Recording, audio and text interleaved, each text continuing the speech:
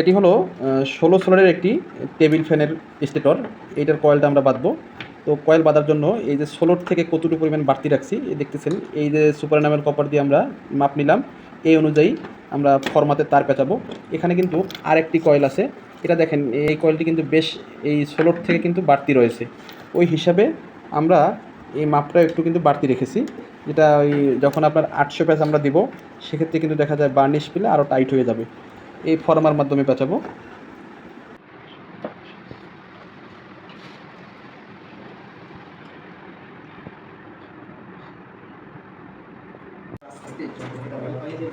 খেয়াল রেখে কত পেঁচ দাও, আর মাঝে যদি তোমার ওই একটু পাক পরে, রোবেল কিন্তু পাক সরিতে পারে না কিন্তু। হ্যাঁ হ্যাঁ, ওরকম ওই পাক থাকা যাবে না কিন্তু রোবেলে।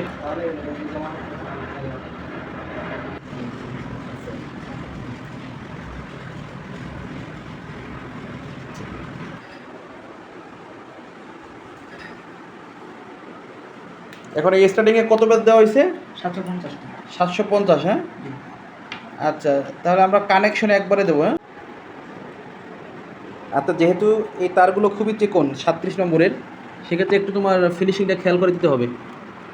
যেহেতু ফার্স্ট টাইম বাচ্চা, আর প্যাচ সংখ্যাও বেশ দিছো তোমরা। এক কয়েলে দিচ্ছে 800 প্যাচ, আর এক কয়েলে দিচ্ছে 750 প্যাচ। 16 সোলেটের এই টেবিল ফ্যানটির কয়েল বাঁধা কমপ্লিট হয়েছে। কয়েল বাঁধা কমপ্লিট হলেও সবচেয়ে গুরুত্বপূর্ণ বিষয় হলো এই কয়েলগুলো কানেকশন। আর এই কয়েলটি আমার ছাত্ররা বাঁধাই করেছে। আর যেহেতু ওরা ট্রেনিংয়ের সাথে বা ফার্স্ট টাইম বাঁধাই করেছে, তাই আমরা কয়েলগুলো সম্পূর্ণ সেপারেট রেখেছি। এখানে 16টি সোলট, 4টি কয়েল হলো স্টার্টিং এবং 4টি হলো রানিংয়ের কয়েল।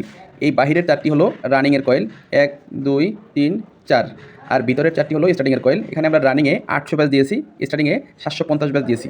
কানেকশনের জন্য আমি এখানে একটু ডায়াগ্রাম অঙ্কন করে রেখেছি, এটা দেখলে আপনারা সহজে বুঝতে পারবেন। এখানে কিন্তু এই 4টি কয়েলের মতো অঙ্কন করে রেখেছি। এই প্রথম প্রান্তটি রানিংয়ের একদম 1 নম্বর প্রান্ত ধরে নিলাম। এরপরে প্রথম কয়েলের শেষ প্রান্ত, এই দ্বিতীয় কয়েলের শেষ প্রান্ত। তার মানে এইটা কিন্তু এই এন্টি ক্লোকওয়াইজ ঘুরতেছে, এরপরেরটা কিন্তু আবার এই ক্লোকওয়াইজ ঘুরতেছে। এরপরে এই কয়েলের এই প্রথম প্রান্ত, তৃতীয় কয়েলের প্রথম প্রান্ত, এটা কিন্তু আবার এই দিকে ঘুরতেছে। এরপরে এই কয়েলের শেষ প্রান্ত চতুর্থ কয়েলের শেষ প্রান্তের সাথে কানেকশন হয়েছে, এরপরে সর্বশেষ প্রান্ত বের হয়েছে। এই নিয়মে কিন্তু আমরা এখানে কানেকশন করেছি। এখানে দেখেন, এই হলো এই কয়েলটার প্রথম প্রান্ত, এই দ্বিতীয় প্রান্ত এসে এই কয়েলের এই শেষ প্রান্তে কানেক্ট হয়েছে, এবং এই কয়েলের প্রথম প্রান্ত এসে এই কয়েলের এই প্রথম প্রান্তে কানেক্ট হয়েছে, এবং এই কয়েলের শেষ প্রান্ত এসে এই কয়েলের এই শেষ প্রান্তে কানেক্ট হয়েছে, এই শুরু প্রান্ত এই ফাঁকা। তাহলে এই রানিং কয়েলের এই একটি তার এবং এ পাশে আর একটি তার রয়েছে। এভাবে কয়েল কানেকশন করতে হবে, রানিং স্টার্টিং দুইটাই একই নিয়মে। সম্মানিত ভিউয়ার্স, এই টেবিল ফ্যানের কয়েলটি নিয়ে বেশ কিছুদিন ধরেই আমি কিছু ভিডিও আপলোড করেছি। আজকে এই ফ্যানটি বাঁধা কমপ্লিট হলো।